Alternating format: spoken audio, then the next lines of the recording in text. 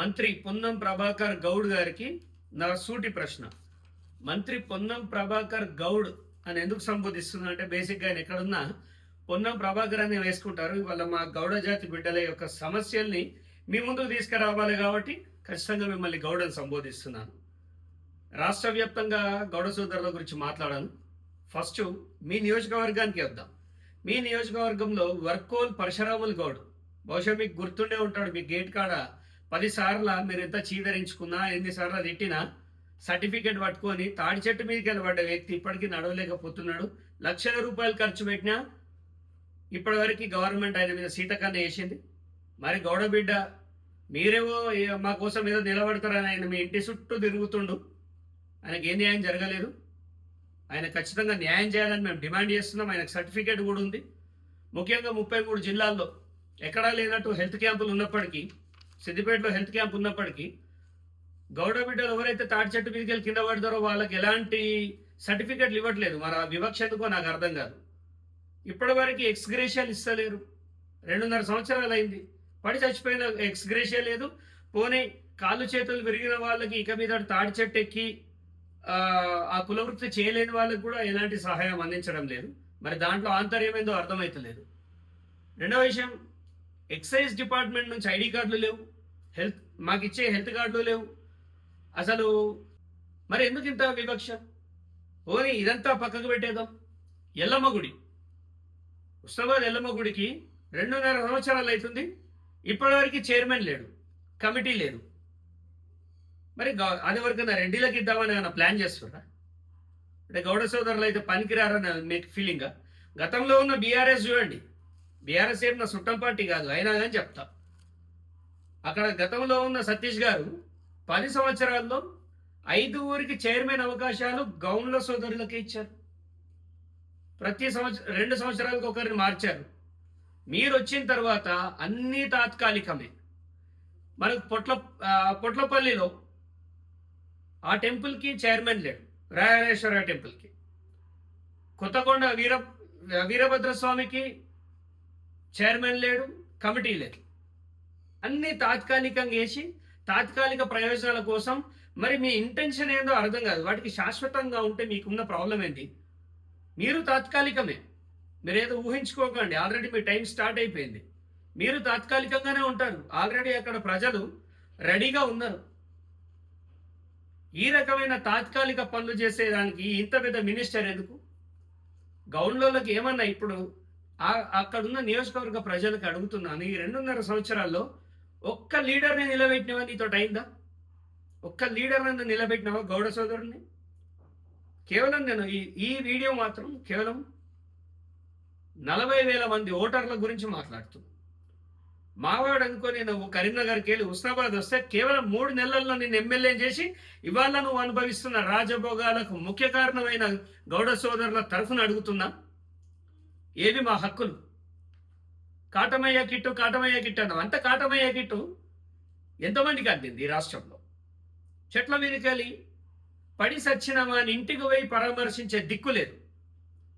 ఇదే సిద్దిపేటలో 10,000 మంది సోదరులకి, 10,000 మంది గౌడ సోదరులకి ఇన్సూరెన్స్ ఇచ్చిన 11 మంది చనిపోతే వాళ్ళకు 5 లక్షల రూపాయలు SBI బ్యాంక్ ద్వారా వచ్చేలాగా చేసింది చక్రధర్ గౌడ్. కానీ మీరేం చేస్తున్నారు? ఒక మంత్రి ఉండి ఇతర కులాలన్నీ నీయే, గౌడ కులం తప్ప. ఈ యొక్క దౌర్భాగ్య స్థితి నుంచి బయటికి రావాలి. హుస్నాబాద్ అనేది ఏదైతే మీరు పౌల్ట్రీ ఫామ్ పెడుతున్నారు, చాలా సంతోషం. కొట్కూరు నుంచి కన్నారం మధ్యలో 22 ఎకరాల పౌల్ట్రీ మీరు సంపాదించుకోండి, మేము వద్దంటలేము. మీరు ఎలక్షన్ అప్పుడు మీ చేతిలో రూపాయి లేక మీరు అప్పులపాలు చేసి అందరు చెప్తూనే ఉంటారు ఆడ నియోజకవర్గంలో. ఈరోజు మీరు సిరి సంపదలతో ఉన్నారు, మా బీసీ బిడ్డ సంతోషమే, సంపాదించుకోండి. కానీ ఇదే చివరి సంపాదన, గుర్తుపెట్టుకోండి.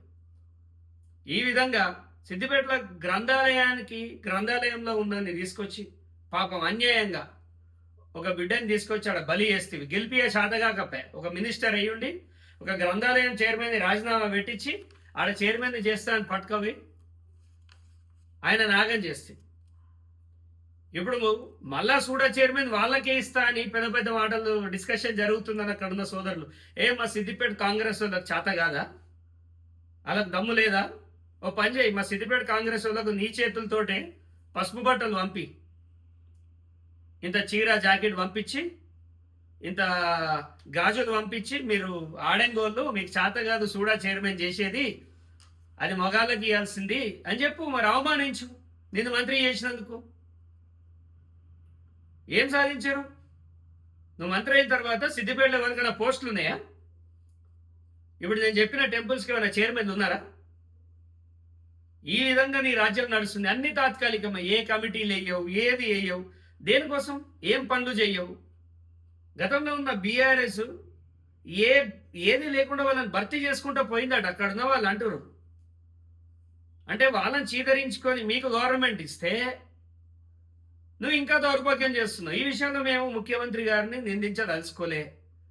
ఎందుకంటే రాజు మంత్రి అన్నీ మీరే కాబట్టి, రాష్ట్రానికి నేనే కాబోయే డిప్యూటీ సీఎం, రేపు బీసీగా ఎవరన్నా సీఎం కావాలనుకుంటే పొన్నం ప్రభాకరే సీఎం బహుజన బిడ్డ అని మీరు పేపర్లలో వేయించుకుంటున్నారు.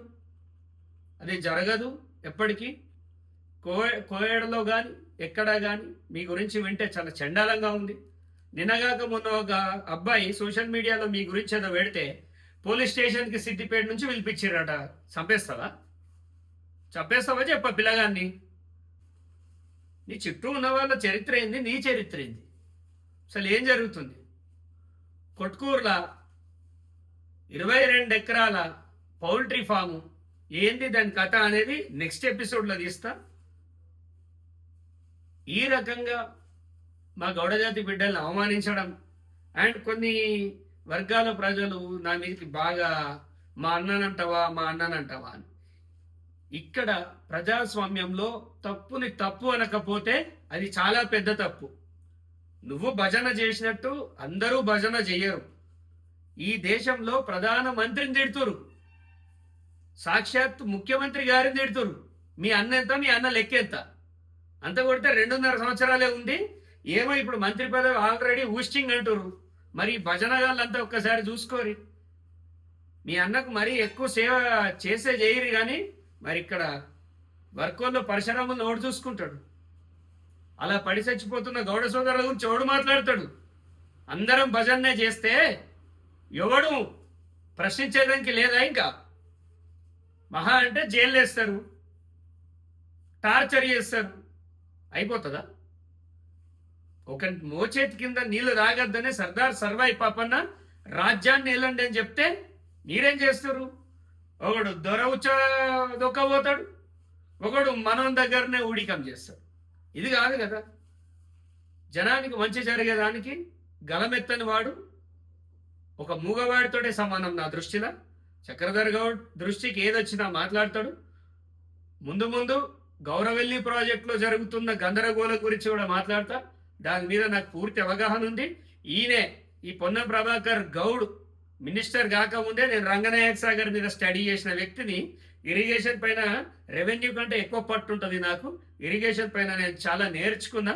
అసలు గౌరవెల్లి ప్రాజెక్టులో ఆల్రెడీ భూములు తీసుకున్నారు, గ్రామస్తుల భూములు తీసుకున్నారు, కాంపెన్సేషన్ అయిపోయింది. ఇప్పుడు కొత్త సర్వేలు అది ఇది అంటున్నారు. దానికి సంబంధించి ఒక మంచి కార్యక్రమం చేస్తా నేను కూడా. మీరు ఏది దిక్కుమాలిన కేసులు పెడదామనుకున్నా నేను ఆహ్వానిస్తున్నా. కోర్టులో ప్రతి దానికి ఒక సాక్ష్యం చూపిస్తా. మీరు పెట్టే ప్రతి కేసు రాష్ట్ర వ్యాప్తంగా చర్చ కావాలని కోరుకుంటున్నా. ఇప్పుడు ఈ 4 టెంపుల్లలో చైర్మన్ లేకపోవడం ఎవరి ఫెయిల్యూరో మీరు చెప్పాలి.